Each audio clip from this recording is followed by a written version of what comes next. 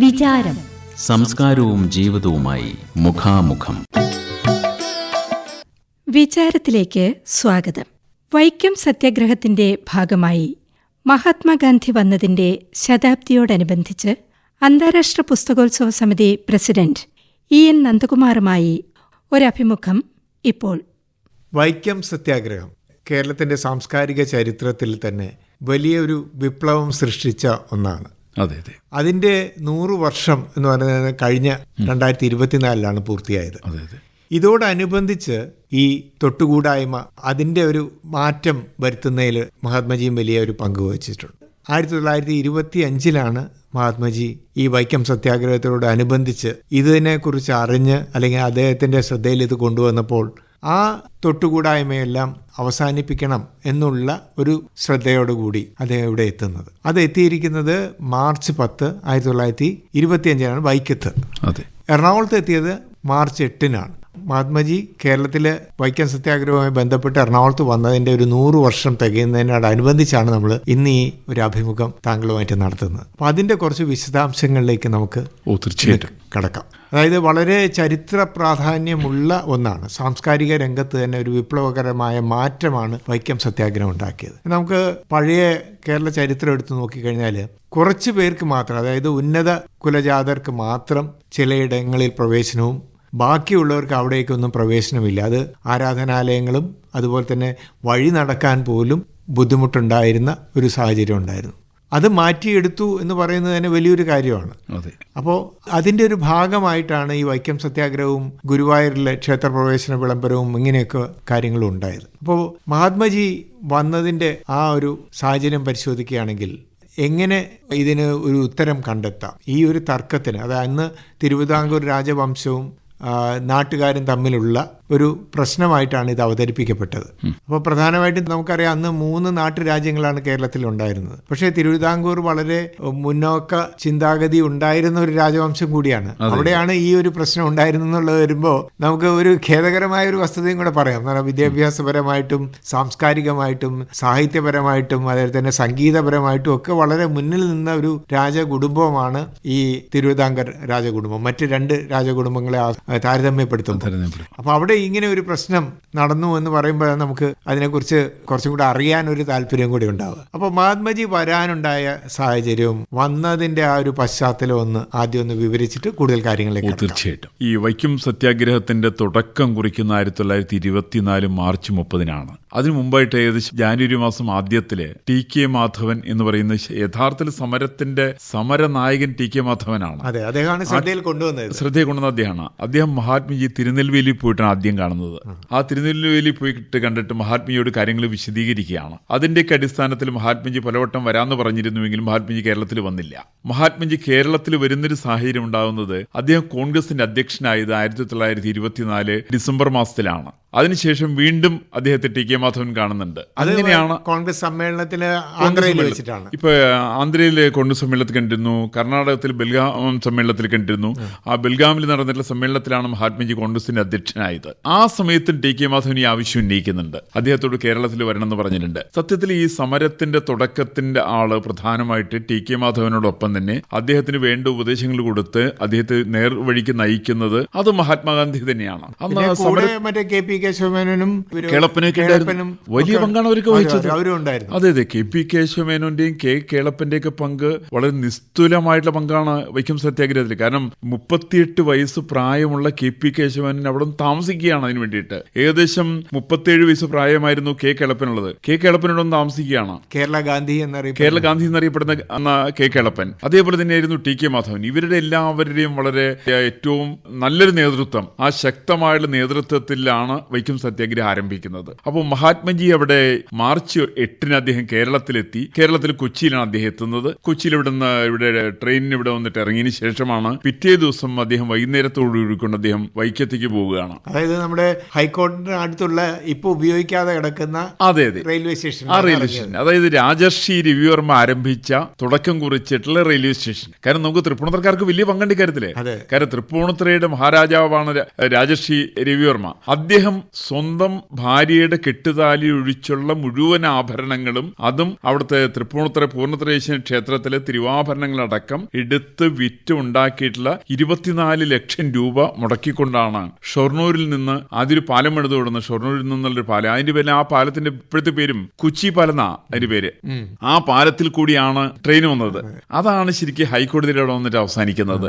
ആ ട്രെയിനിലാണ് മഹാത്മജി വന്നിട്ടുള്ളത്. അങ്ങനെ മഹാത്മജി വന്ന് അദ്ദേഹം പിറ്റേ ദിവസം ഇവിടെ മട്ടാഞ്ചേരിയില് TDU സ്കൂൾ നടന്നിട്ടുള്ള പരിപാടിയിൽ അദ്ദേഹം പങ്കെടുത്തിരുന്നു. അതിനുശേഷമാണ് അദ്ദേഹം നേരെ വൈക്കത്തേക്ക് പോകുന്നത്. വൈക്കത്ത് മഹാത്മജിയുടെ പ്രധാനപ്പെട്ട പങ്ക് വരുന്നത് മാർച്ച് മാസം 10-ാം തീയതിയാണ്. അപ്പൊ ഈ മഹാത്മജിയുടെ യാത്രയുടെ സവിശേഷത, സാധാരണ രീതിയിൽ നമ്മൾ ആർക്കെങ്കിലും എതിരായിട്ടാണ് സമരം നടത്തുന്നതെങ്കിൽ, കാരണം വൈക്കത്ത് സമരം സഞ്ചാര സ്വാതന്ത്ര്യത്തിന് വേണ്ടിയുള്ള സമരമാണ്. സഞ്ചാര സ്വാതന്ത്ര്യത്തിന്റെ നിഷേധകരായിട്ട് പ്രധാനമായിട്ട് നേതൃത്വം കൊടുത്തത് ഇണ്ടംതുരുത്തി മനക്കിൽ ദേവൻ നീലകണ്ഠൻ നമ്പൂതിരിപ്പാടാണ്.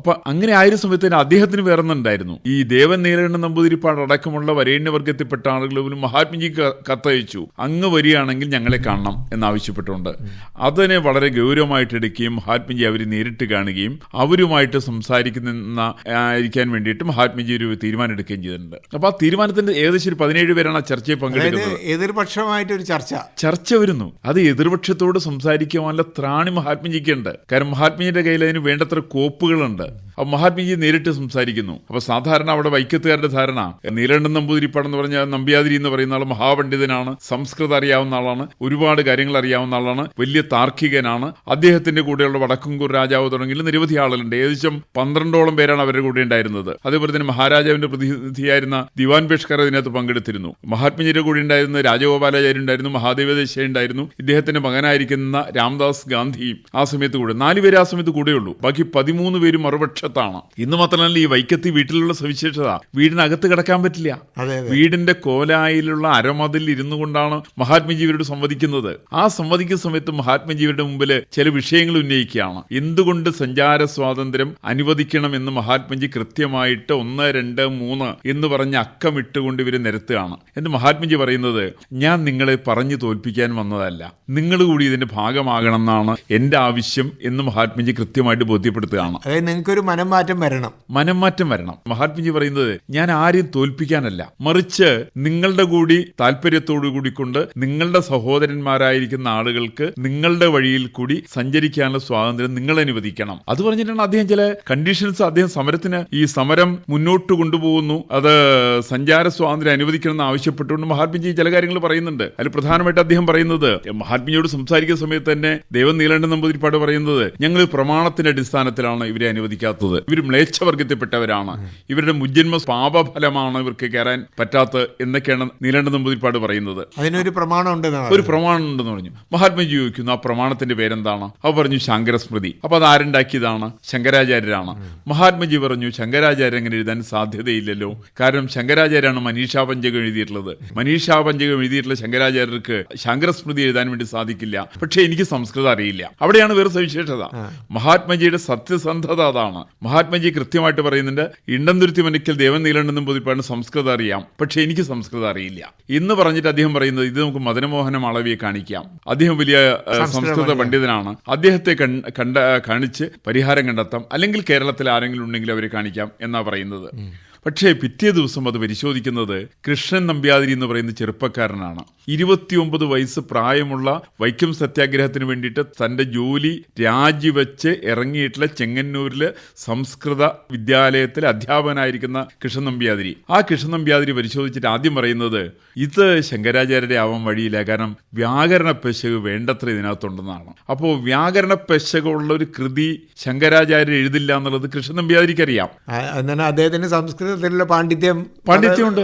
ആ പാണ്ഡിത്യത്തെ ബോധ്യപ്പെടുത്തിക്കൊണ്ടാണത്. അപ്പൊ അങ്ങനെ അതിന്റെ അടിസ്ഥാനത്തിൽ അദ്ദേഹം പറയുന്നു, ഇത് ശങ്കരാചാര്യരുടെ അല്ല. പിറ്റേ ദിവസം കൃഷ്ണൻ നമ്പ്യാതിരി ഒന്നുകൂടി ബോധ്യപ്പെടുത്തിയിട്ട് പറയുന്നു, ഇത് ചെങ്ങന്നൂക്കാരൻ ശങ്കരൻപൂറ്റി എഴുതിയിട്ടുള്ള സാധനമാണ് എന്ന് പറഞ്ഞിട്ടാണ് ഈ മാറ്റിവെക്കുന്നത്. അപ്പൊ മഹാത്മാഗാന്ധിയുടെ ഒറ്റ സന്ദർശനം കൊണ്ട് ഇവരുന്നയിക്കുന്ന പ്രമാണത്തെക്കുറിച്ചുള്ള വാദമുഖങ്ങൾ പൊള്ളയാണെന്നെല്ലാം ബോധ്യപ്പെടുത്തുകയാണ്. അതാണ് ഒരു വിജയം. രണ്ടാമത് മഹാത്മജി പറയുന്നത്, നമുക്ക് ചില കാര്യങ്ങൾ ഒരു റെഫറൻഡം നടത്താം. ഇവിടെയുള്ള വൈക്കത്തുള്ള ആളുകളിൽ കൂടുതൽ പേര് പേരും ഇത് വേണമോ വേണ്ടയോ എന്താണ് അഭിപ്രായം എന്നുള്ള തിരക്കാന്ന് പറയാണ്. ഒരു പൊതുജന അഭിപ്രായം സ്വരൂപിക്കാന്ന് പറയാണ്. ആ സമയത്ത് നിരണ്ട നമ്പൂതിരിപ്പാട് പറയുന്നു, അത് ഇന്നിപ്പോ അമ്പലത്തിൽ കയറുന്നവരുടെ ഇടയ്ക്കേ പറ്റുള്ളൂ, സവർണന്മാരായിരിക്കുന്ന ആളുടെ ഇടയ്ക്കേ പറ്റൂ എന്ന് പറഞ്ഞു. മഹാത്മജിയെ സമ്മതിച്ചു. എന്നിട്ട് മഹാത്മജി പറഞ്ഞു, എനിക്ക് നല്ല വിശ്വാസമുണ്ട്, ബ്രാഹ്മണരുടെ ഇടയ്ക്ക് ഇതിന് റഫറൻഡം നടത്തുകയാണെങ്കിൽ ആ റഫറൻഡത്തിൽ സഞ്ചാര സ്വാതന്ത്ര്യം അനുവദിക്കണമെന്ന് ബ്രാഹ്മണരെ ആവശ്യപ്പെടും എന്നാണ് മഹാത്മജി പറയുന്നത്. ഇതോടെ ഇവര് വിഡ്രോ ചെയ്തു. രണ്ടാമത് മഹാത്മജി തോറ്റു കഴിഞ്ഞാൽ ബുദ്ധിമുട്ടാവുമല്ലോ, തോറ്റ വിഷമവും. രണ്ടാമത് മഹാത്മജി പറയുന്നത്, നമുക്കൊരു 3 അംഗ കമ്മിറ്റി ഉണ്ടാക്കാം. ഒരു ആള് നിങ്ങളുടെ ആരെങ്കിലും പ്രധാനപ്പെട്ട ആളായിക്കോട്ടെ, ഒരു താർക്കികനായിക്കോട്ടെ, ഞങ്ങളുടെ സഞ്ചാര സ്വാതന്ത്ര്യം വേണമെന്ന് പറയുന്ന ഒരാളായിക്കോട്ടെ, മൂന്നാമത്തെ മഹാരാജാവിന്റെ ഭാഗത്തുനിന്ന് അല്ലെങ്കിൽ ദിവാനോ അല്ലെങ്കിൽ ദിവാന് തത്തുല്യനായിരിക്കുന്ന ഒരാളായിക്കോട്ടെ, ഇവര് 3 പേരും കൂടിയിട്ട് വിഷയം ചർച്ച ചെയ്ത് തീരുമാനിക്കട്ടെ. അപ്പോൾ ഞാൻ ഈ വിഷയത്തിലൊക്കെ കാണുന്നത് മഹാത്മജിയുടെ ആത്മവിശ്വാസമുണ്ട്. അവിടെ വരുന്ന 10,000-കണക്കിന് ആളുകൾക്ക് വിശ്വാസം കൊടുക്കാനായിട്ട് അദ്ദേഹത്തിന്റെ സാധാരണ രീതിയിൽ മേൽവസ്ത്രം ധരിക്കാത്ത അർത്ഥനഗ്നനായിരിക്കുന്ന ഫക്കീർ എന്നാണ് മഹാത്മജി വിശേഷിപ്പിക്കുക. ആ പദപ്രയോഗം എത്രത്തോളം ന്യായമാണെന്ന് ബോധ്യപ്പെടും. അദ്ദേഹം ഈ ഇവിടെ ഒന്ന് സംസാരിക്കുന്ന രീതി, അവിടെ ആളുകളോട് സംസാരിക്കുന്നത്, അദ്ദേഹം മഹാത്മാഗാന്ധി വൈക്കത്ത് വന്നിട്ട് സമരഭടന്മാരെ അഭിസംബോധന ചെയ്തുകൊണ്ട് വാദിക്കുന്ന ഒരു കാര്യമുണ്ട്, ഈ സമരം 100% അഹിംസാപരമായിരിക്കണം. അതെ, ശരിക്കും പറഞ്ഞാൽ ഈ അവിടെ ഒരു ബോർഡ് വെച്ചിട്ടുണ്ടായിരുന്നു. ആ ബോർഡ് വെച്ചിട്ട് ഇത് അപ്പോ ഇവര് ജാഥയായിട്ട് ഇത് ഖണ്ഡിക്കാൻ വേണ്ടി പോകുമ്പോ അന്ന് പറഞ്ഞ ഒരു കാര്യവും ഇതേമാതിരിയാണ് ചരിത്രം പറയുന്നത്. അതായത് നിങ്ങള് അതുവരെ പോയിക്കോ, അത് തടയാൻ നിൽക്കുന്ന ഉദ്യോഗസ്ഥരോട് പറഞ്ഞത് അവര് നിങ്ങളെ ആക്രമിക്കുകയോ ഒന്നും ചെയ്യില്ല, ഇതേപോലെ അഹിംസാപരമായിട്ട് അവരവിടെ പ്രതിഷേധിക്കും എന്നുള്ളതാണ് അവിടെയും. അത് തന്നെയാണ് നടന്നതും. അല്ല, അങ്ങനെയാണ് നടന്നത്. കാരണം മഹാത്മജിയുടെ കാര്യം, മഹാത്മജി ഏത് സമരത്തിലെടുത്തൊരു അപ്രോച്ച് ഉണ്ട്. ആദ്യത്തെ സത്യാഗ്രഹം നടക്കുന്നത് ചൗരി ചൗരയിലാണ്. ചൗരി ചൗര സത്യാഗ്രഹത്തിനകത്ത് നിസ്സഹകരണ പ്രസ്ഥാനത്തിന്റെ ഭാഗമായിട്ട് ആരംഭിച്ച സമരത്തില് അഹിംസ കൈവിട്ടു എന്ന് പറയുന്ന സമയത്ത് ആ നിമിഷം സമരം വിഡ്രോ ചെയ്ത ആളാണ്. അതെ, അതേ അപ്രോച്ചാണ് അദ്ദേഹം വൈക്കത്തെടുത്തത്. അതുകൊണ്ട് ഒരുപക്ഷെ ഇന്ത്യൻ സ്വാതന്ത്ര്യ സമരത്തിന്റെ ചരിത്രത്തില് ആദ്യ സംഭവമായിട്ട് വൈക്കം സത്യാഗ്രഹം എടുക്കേണ്ടി വരും. ആദ്യത്തെ ശക്തമായിട്ടുള്ള വിജയിച്ചിട്ടുള്ള സമരം വൈക്കം സത്യാഗ്രഹമാണ്. അത് 100% വിജയമായിരുന്നു. നമുക്ക് വേണമെങ്കിൽ വാദത്തിൽ പറയാം, അത് കഴിഞ്ഞിട്ട് പിറ്റേ ദിവസം സഞ്ചാര സ്വാതന്ത്ര്യം അനുവദിച്ചില്ലല്ലോ എന്നുള്ളത്. സഞ്ചാര സ്വാതന്ത്ര്യം മാത്രമല്ല, അവിടെ ക്ഷേത്രപ്രവേശനം അനുവദിക്കുന്ന കാര്യത്തിൽ പോലുള്ള വിളംബരമുണ്ടാകാനുള്ള കാരണം വൈക്കത്ത് സത്യാഗ്രഹ സമരമാണ്. അതിന്റെ കിഴക്കേ നട ഒഴിച്ച് ബാക്കി 3 നടകളും തുറന്നു കൊടുത്തു. ഉടനെ തുറന്നു കൊടുത്തു. അതിന് മഹാത്മജിയുടെ ആർഗ്യുമെന്റ്സ് എല്ലാം ഇതെല്ലാം വളരെ ലോജിക്കാണ്. അദ്ദേഹം ഒരിക്കലും വൈകാരികമായിട്ട് മാത്രമല്ല വിഷയം എടുക്കുക. വിഷയങ്ങളെ കൃത്യമായിട്ട് 1, 2, 3 എന്ന് പറഞ്ഞിട്ട് അദ്ദേഹത്തിന് അവതരിപ്പിക്കാനായിട്ട് അറിയാം. ഈ അവതരിപ്പിക്കുന്ന കാര്യങ്ങളുടെ സുതാര്യമായിട്ടുള്ള അദ്ദേഹത്തിന്റെ സമീപനം നിമിത്തം എതിർപക്ഷത്ത് നിൽക്കുന്ന ആളുകളെ കൂടി ബോധ്യപ്പെടുത്താൻ വേണ്ടി സാധിക്കും. ഞാൻ ചെറിയൊരു എക്സാമ്പിളും കൂടി പറഞ്ഞാല്, അന്ന് 2:30 മണിക്ക് തുടങ്ങുന്ന ചർച്ച അവസാനിക്കുന്ന 5:30 മണിക്കാണ്. 5:30 കഴിഞ്ഞിട്ട് മഹാത്മജി നേരെ പോകുന്ന ബോട്ടിജെട്ടി മൈതാനത്തേക്കാണ് വൈക്കത്ത്. അവിടെ ഏകദേശം 20,000-ഓളം ആളുകളോട് തടിച്ചുകൂടിയിരുന്നു. ഈ ആളുകളോടാണ് മഹാത്മജി സംസാരിക്കുന്ന ഭാഷ ഹിന്ദിയാണ്. അവിടെ എല്ലാം നാട്ടുംപുറത്തുകാരാണ്. ആദ്യത്തെ മുനിസിപ്പാലിറ്റിയാണ് വൈക്കം എന്നൊക്കെ പറഞ്ഞാലും ജനങ്ങളുടെ സ്വഭാവം ഗ്രാമീണ സ്വഭാവം തന്നെയാണ്. അവർക്ക് ഹിന്ദി അറിയില്ല, ഇംഗ്ലീഷ് നിശ്ചയമില്ല. അവരോട് മഹാത്മജി ഹിന്ദിയിൽ സംസാരിച്ച സമയത്ത് പ്രധാനപ്പെട്ട പോയിന്റുകൾ വരുന്ന സമയത്ത് കൈയടിക്കാൻ പറഞ്ഞു കൊടുക്കേണ്ടി വന്നില്ല. കാരണം അവർക്ക് മനസ്സിലായി, പരിഭാഷകനില്ലാതെ കണ്ട് മൈക്കില്ലാതെ കണ്ട് 20,000-ഓളം വരുന്ന ആളുകളോട് സ്വന്തമായിട്ടുള്ള ശബ്ദത്തിൽ മഹാത്മജി സംസാരിച്ച സമയത്ത് ഇരു കൈയും നീട്ടി സ്വീകരിച്ച ആളുകളാണ് വൈക്കത്തുകാര്. അതിന് കാരണം ഇദ്ദേഹത്തിന്റെ ഒരു സുതാര്യമായിട്ടുള്ള സ്നേഹപൂർണമായിട്ടുള്ള ഒരു അപ്രോച്ച്. നമ്മളിപ്പോ ശരിക്കും സത്യത്തിൽ വരുന്നത് ഈ മാർച്ച് 10 അദ്ദേഹത്തിന്റെ കേവല സന്ദർശനം തന്നെ എടുക്കാൻ പാടില്ല. ഈ സന്ദർശനം കേരളത്തിന്റെ സാമൂഹ്യ സാംസ്കാരിക നഭോമണ്ഡലങ്ങളിൽ സൃഷ്ടിച്ചിട്ടുള്ള ഒരു ഗുണപരമായിരിക്കുന്ന മാറ്റമുണ്ട്. കാരണം മലയാളിക്ക് ഇന്ത്യൻ സ്വാതന്ത്ര്യ സമരത്തിൽ ഇതൊന്നും ഒഴിച്ചു നിർത്തിയാൽ മലയാളിയുടെ കോൺട്രിബ്യൂഷൻ താരതമ്യേന കുറവായിരുന്നു എന്ന് ആക്ഷേപം വരാം. പക്ഷേ ആക്ഷേപമൊന്നും ഇല്ലാത്ത രീതിയിൽ ഇന്ത്യൻ സ്വാതന്ത്ര്യ സമരത്തിന് ഏറ്റവും വലിയ സംഭാവന നൽകിയത് മലയാളിയാണ്, അത് കേരളമാണ്, അത് മഹാത്മജിയിൽ കൂടിയാണ്, അത് അദ്ദേഹത്തിന്റെ ഈ മാർച്ച് 10 അദ്ദേഹത്തിന്റെ സന്ദർശനത്തിൽ കൂടിയാണത് എന്ന് മനസ്സിലാക്കാൻ സാധിക്കുന്നുണ്ട്. പിന്നെ കോഴിക്കോടൊക്കെ കേളപ്പജിയുടെ നേതൃത്വത്തിലും അവിടെയൊക്കെ ഉണ്ടായിരുന്ന പിന്നീടുള്ള കാര്യങ്ങളും ഒക്കെ ഒരുപാട് മാറ്റങ്ങളൊക്കെ വന്നിട്ടുണ്ട്. 1930-കളിലൊക്കെ തന്നെ അദ്ദേഹം ഉപ്പ് സത്യാഗ്രഹം നടത്തിയ സമയത്തൊക്കെ തന്നെ വലിയൊരു മാറ്റം വന്നിട്ടുണ്ട്. കേരളത്തിലേക്ക് മാറ്റം വരുന്നത് എല്ലാ മാറ്റത്തിന്റെയും നല്ല തുടക്കം കുറിക്കുന്ന വൈക്കത്തു നിന്നാണ്. പക്ഷെ അതിനുമ്പം ഒരുപക്ഷെ ഈ ക്ഷേത്ര സഞ്ചാര സ്വാതന്ത്ര്യ സമരം മുമ്പ് നടന്നിട്ടുണ്ട്. അതിന് മുമ്പ് നടക്കുന്നതിന്റെ ഓർമ്മ 1922 23 മറ്റോ കണ്ടോത്ത് സമരം നടത്തിയിരുന്നു. അത് AKG ആണ് നടത്തിയത്. കേരളത്തിലെ ആദ്യത്തെ സഞ്ചാര സ്വാതന്ത്ര്യ സമരത്തിന്റെ തുടക്കക്കാരൻ AKG ആണെന്ന് മറക്കരുത് കേട്ടോ. AKG നടത്തിയ സമരമാണ്. കണ്ടോത്ത് എന്ന് പറയുന്ന ഭാഗത്തെ കൂടി സഞ്ചരിക്കാൻ പട്ടിക ജാതിക്കാർക്ക് സഞ്ചരിക്കാനുള്ള സ്വാതന്ത്ര്യത്തിന് വേണ്ടിയിട്ട് ഈഴവ കുടുംബാംഗങ്ങൾ നടത്തുന്ന ക്ഷേത്രത്തിന്റെ പരിസരത്ത് കൂടി സഞ്ചാര സ്വാതന്ത്ര്യത്തിന് വേണ്ടി യാത്ര ചെയ്ത ആള് AKG ആണ്. പക്ഷെ അങ്ങനെയാണെങ്കിൽ പോലും അതിന് ഈ തരത്തിലൊരു ആസൂത്രിതമായിട്ട് ശ്രമം ഉണ്ടായിരുന്നു പറയാൻ സാധ്യമല്ല. അദ്ദേഹത്തിന്റെ ത്യാഗനിർഭരമായ ജീവിതം മാത്രമാണ് അതിനകത്തുണ്ടായിരുന്നത്. മഹാത്മജിയുടെ സമരത്തിനകത്ത് കൃത്യമായിട്ടുള്ള ആസൂത്രണം ഉണ്ടായിരുന്നു. അതുകൊണ്ട് തന്നെ കേരളത്തിൽ ഏറ്റവും കൂടുതൽ യുവജനങ്ങൾ പങ്കെടുത്ത സമരം, യുവജനങ്ങൾ നേതൃത്വം കൊടുത്ത സമരം. അതിനകത്ത് ഏറ്റവും പ്രായമുള്ള ആളുടെ പേര് മന്നത്ത് പത്മനാഭൻ എന്നാണ്. അദ്ദേഹത്തിന് പ്രായം 45 വയസ്സാണ്.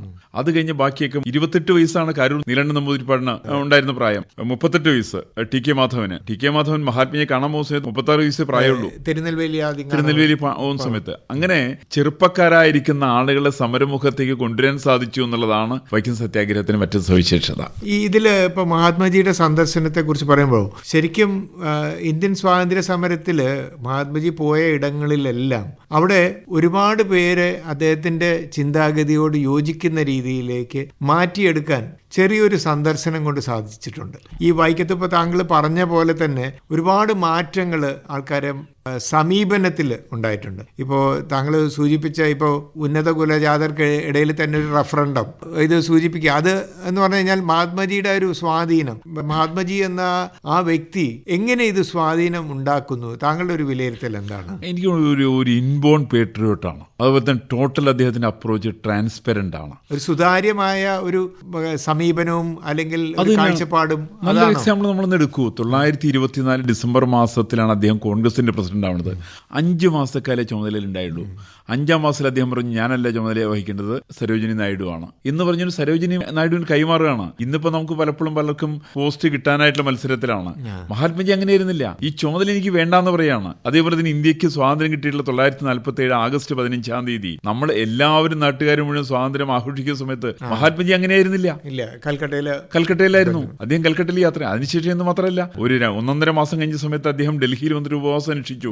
പക്ഷെ അപ്പൊ നമ്മൾ അദ്ദേഹത്തെ പറഞ്ഞ് തെറ്റിദ്ധരിപ്പിച്ചു. അദ്ദേഹം പാകിസ്ഥാന് കൊടുക്കാൻ 55 കോടി രൂപ കൊടുക്കാൻ വേണ്ടിയിട്ടാണ് സമരം നടത്തുന്നതെന്ന് നമ്മൾ തെറ്റിദ്ധാരണ പരത്തി. സത്യത്തിൽ അതായിരുന്നില്ല. അദ്ദേഹം പറഞ്ഞത് പഞ്ചാബിൽ നടക്കുന്ന ഹിന്ദു മുസ്ലിം ലഹള, ഈ ലഹള അവസാനിപ്പിക്കണമെന്ന് ആവശ്യപ്പെട്ടുകൊണ്ടാണ് സമരം നടത്തിയത്. പക്ഷെ ഏതാണെങ്കിലും സർക്കാർ ഇദ്ദേഹം സമരം തുടങ്ങിയിട്ട് 2-ാം ദിവസം പണം അടക്കി കൊടുത്തതിന്റെ പേരിലാണ് നമ്മളൊക്കെ ധരിച്ചു, അതിന്റെ പേരിലാണ് ധരിച്ചു. പക്ഷെ സത്യത്തില് അത് കഴിഞ്ഞ് 4 ദിവസം കഴിഞ്ഞിട്ടാണ് അദ്ദേഹം സമരം പിൻവലിച്ചത്. ഞാൻ പറഞ്ഞു വന്നത്, അദ്ദേഹത്തിന്റെ എല്ലാ സമരത്തിന്റെ സ്വഭാവം അതിന് കൃത്യതയുണ്ട്, അതിന് ലക്ഷ്യമുണ്ട്. ആ ലക്ഷ്യത്തിന്റെ സാധൂകരണത്തിന് വേണ്ടിയിട്ടുള്ള കൃത്യമായിട്ടുള്ള മാർഗം അദ്ദേഹത്തെ സംബന്ധിച്ചുണ്ട്. അത് പൂർണ്ണമായിട്ടുള്ള സുതാര്യമായിരുന്നു. അതുകൊണ്ട് തന്നെ സാധാരണക്കാരന് അത് ഏറ്റവും കൂടുതൽ പ്രാപ്യവുമായിരുന്നു എന്നാണ് എൻ്റെ ഒരു അനുമാനത്തിനെ കുറിച്ച്. ഇനി ഇന്നത്തെ കാലത്തേക്ക് വരുമ്പോൾ, ഇന്ന് നമ്മളിപ്പോൾ നോക്കുകയാണെങ്കിൽ മഹാത്മജിയുടെ കാര്യങ്ങളെക്കുറിച്ചോ അല്ലെങ്കിൽ സ്വാതന്ത്ര്യ സമരത്തെക്കുറിച്ചോ ഒക്കെ ചിന്തിക്കുമ്പോൾ യഥാർത്ഥത്തിൽ ഇന്ന് നമുക്കറിയാം പലയിടത്തും സത്യാഗ്രഹം നടക്കുന്നുണ്ട്, അതേപോലെയുള്ള സമരങ്ങൾ നടക്കുന്നുണ്ട്. പക്ഷേ ഇതിലെല്ലാം മഹാത്മജി സത്യാഗ്രഹം എന്ന് പറഞ്ഞാൽ എല്ലാ അർത്ഥത്തിലുമാണ് അത് ചെയ്തിരുന്നത്. അപ്പോൾ നമ്മുടെ നാട്ടിൽ ഇന്ന് അതിന് എത്രത്തോളം പ്രസക്തിയുണ്ട്? ഇന്ന് പ്രസക്തി വരാതിരിക്കാനുള്ള കാരണം, ഇന്ന് പ്രസക്തി കുറവാന്ന് നമുക്ക് തോന്നാം. പക്ഷെ അതൊരു താൽക്കാലികം മാത്രമാണെന്നാണ് എൻ്റെ അനുമാനം. കാരണം നമ്മൾ ഇന്നിപ്പോൾ നടത്തുന്നത് സത്യാഗ്രഹമാണ്, സത്യഗ്രഹമല്ല. സത്യത്തെ ഗ്രഹിക്കാനുള്ള ശ്രമമാണ് മഹാത്മജി നടത്തിയിരുന്നത്. നമ്മൾ സത്യത്തെ ആഗ്രഹിക്കുകയാണ്, സത്യം വേണമെന്ന് ആഗ്രഹിക്കുകയാണ്. ഈ ആഗ്രഹങ്ങൾക്ക് എപ്പോഴും പരിമിതികൾ ഒരുപാടുണ്ട്. പിന്നെന്ന് മാത്രമേ നമ്മൾ നടത്തുന്ന സത്യാഗ്രഹങ്ങളൊക്കെ നമ്മുടെ ചില താല്പര്യങ്ങളുടെ സംരക്ഷണാർത്ഥമാണ്. മഹാത്മജിക്ക് അങ്ങനെ താല്പര്യങ്ങളില്ല. മഹാത്മജി പറഞ്ഞല്ലോ, നിങ്ങൾ എന്തെങ്കിലും അഹിംസ വിട്ടാൽ ആ സമയം ഞാൻ ആ പരിപാടി അവസാനിപ്പിക്കും. ഈ ധൈര്യം നമുക്കാർക്കെങ്കിലും ഉണ്ടാവോ? ഈ ഇന്നത്തെ ഏതെങ്കിലും നേതാവിനെ സംബന്ധിച്ചിട്ടുണ്ടാവോ? നേതാവിന് മാത്രമല്ല, നേതാവും അതേപോലെ തന്നെ നേതാക്കന്മാർക്ക് പറ്റിയിട്ടുള്ള അനുചരന്മാരുമാണ് ഇപ്പോൾ നമ്മളെല്ലാവരും ഉള്ളത്. അപ്പോൾ അതുകൊണ്ട് നമുക്ക് അതിന് വേണ്ട രീതിയിൽ കൈകാര്യം ചെയ്യാൻ നമുക്ക് സാധ്യമല്ല. അപ്പോൾ എനിക്ക് തോന്നുന്നു ഒരു പക്ഷേ നമ്മൾ കാലങ്ങൾ മാറുന്ന സമയത്ത് മഹാത്മജിയുടെ ദർശനങ്ങൾക്ക് ഏറെ പ്രസക്തി കൂടിക്കൂടി വരികയാണെന്നാണ് എൻ്റെ അനുമാനത്തെ സംബന്ധിച്ചുള്ളത്. ഇപ്പോൾ വൈക്കം സത്യാഗ്രഹം നമ്മൾ പറഞ്ഞു, സാമൂഹ്യ മണ്ഡലത്തിലും അല്ലെങ്കിൽ നമ്മുടെ സാംസ്കാരിക മണ്ഡലത്തിലും ഒക്കെ വലിയൊരു മാറ്റം കൊണ്ടുവന്നിട്ടുണ്ടെന്ന് പറഞ്ഞു. ആ മാറ്റത്തിൻ്റെ ഒരു തുടക്കം തന്നെ ഇത് തന്നെയാണ് എന്ന് പറയാം. ഇപ്പോഴും നമ്മൾ ഈ ജാതി വ്യവസ്ഥയും മറ്റ് പല കാര്യങ്ങളും പലതിനും നമ്മൾ പറയുന്നുണ്ട്. പല കാര്യങ്ങളിലും അത് നടപ്പിലാക്കുന്നുമുണ്ട്. പല തരംതിരിവുകളും ഇതിലൊക്കെ പോകുന്നുണ്ട്. ഇപ്പോഴും നമുക്ക് ഈ വൈക്കം സത്യാഗ്രഹത്തിന്റെ ഒരു സ്വാധീനം ഇതിലെല്ലാത്തിലും ഉണ്ടോ? എങ്ങനെയാണ് അങ്ങയുടെ? അല്ല, തീർച്ചയായിട്ടും ഉണ്ട്, എല്ലാത്തിലും ഉണ്ട്. ഇപ്പൊ നമ്മള് ജാതി, ഇന്നത്തെ ജാതി എന്ന് പറഞ്ഞാല് നമ്മൾ പലപ്പോഴും ഒരു ആനുകൂല്യങ്ങളുടെ അടിസ്ഥാനത്തിൽ ചിന്തിക്കുന്നു എന്നുള്ളതാണ്. ജാതി ഇന്നിപ്പോ ഒരു രാഷ്ട്രീയപരമായിരിക്കുന്ന അനിവാര്യതയുടെ ഭാഗമാണ്.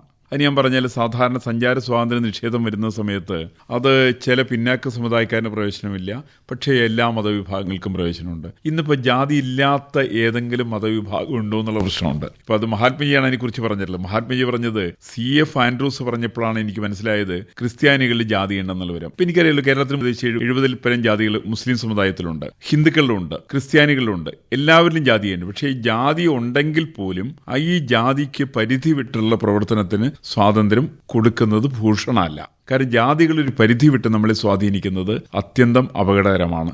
മഹാത്മജിയുടെ നിഗമനം, മഹാത്മജി ഒന്നിനും പൊളിച്ചു ചെയ്താൽ നോക്കിയിട്ടില്ല. മഹാത്മജി പറഞ്ഞത് നിങ്ങൾ നിലവിലിരിക്കുന്ന നിലപാട് തറയിൽ ഉറച്ചു നിന്നുകൊണ്ട് സാമൂഹ്യപരമായിരിക്കുന്ന പരിവർത്തനം ഉണ്ടാക്കാൻ വേണ്ടി സാധിക്കണം. ഈ നമ്പൂതിരിയും നായരും മുള്ളാടനും പറയനും മുസ്ലിമും ക്രിസ്ത്യാനിയും ലത്തീൻ കത്തോലിക്കനും അടങ്ങുന്ന എല്ലാ വിഭാഗം ആളുകളും സമാനമായിട്ടുള്ള രീതിയിൽ ചിന്തിക്കണം എന്നാണ് ഗാന്ധിജി നമ്മളോട് പറഞ്ഞ. ശരിക്കതാണ്. അതിന് അദ്ദേഹം വെച്ച ഏറ്റവും വലിയ ലക്ഷ്യം ഒരു രാജ്യസ്നേഹമാണ്. ഈ രാജ്യസ്നേഹത്തിന് പ്രാധാന്യം കൊടുത്താൽ ഇതൊക്കെ സാധിക്കുന്നതാണ് മഹാത്മജി നമ്മളോട് പറഞ്ഞിട്ടുള്ളത്. എനിക്ക് തോന്നുന്നു മഹാത്മജിയുടെ ദർശനങ്ങൾക്ക് എക്കാലത്തും ഏറെ പ്രസക്തി ഉണ്ടെന്നാണ് ഞാൻ മനസ്സിലാക്കിയിട്ടുള്ളത്. വൈക്കം സത്യാഗ്രഹത്തിൽ പങ്കെടുക്കാൻ വേണ്ടി മഹാത്മജി വന്നതിന്റെ 100 വർഷം ആചരിക്കുന്ന ഈ വേളയിൽ മഹാത്മജിയുടെ ദർശനങ്ങളെക്കുറിച്ചും അദ്ദേഹത്തിന്റെ ഇടപെടലും അദ്ദേഹം ഏത് തരത്തിൽ നമുക്ക് ഒരു വിജയത്തിലേക്ക് വഴി കാണിച്ചു തന്നു എന്നുള്ളതിനെ കുറിച്ചൊക്കെയുള്ള വളരെ നല്ല ഒരു ചരിത്ര വിവരണമാണ് അങ്ങ് നൽകിയത്. ഈ വിലപ്പെട്ട വിവരങ്ങൾ ആകാശവാണിയുടെ ശ്രോതാക്കൾക്ക് വേണ്ടി പങ്കുവച്ചതിന് വളരെ നന്ദി. നമസ്കാരം. ശ്രോതാക്കൾ ഇതുവരെ കേട്ടത് വൈക്കം സത്യഗ്രഹത്തിന്റെ ഭാഗമായി മഹാത്മാഗാന്ധി വന്നതിന്റെ ശതാബ്ദിയോടനുബന്ധിച്ച് അന്താരാഷ്ട്ര പുസ്തകോത്സവ സമിതി പ്രസിഡന്റ് EN നന്ദകുമാറുമായി TP രാജേഷ് നടത്തിയ അഭിമുഖം. സംസ്കാരവും ജീവിതവുമായി മുഖാമുഖം.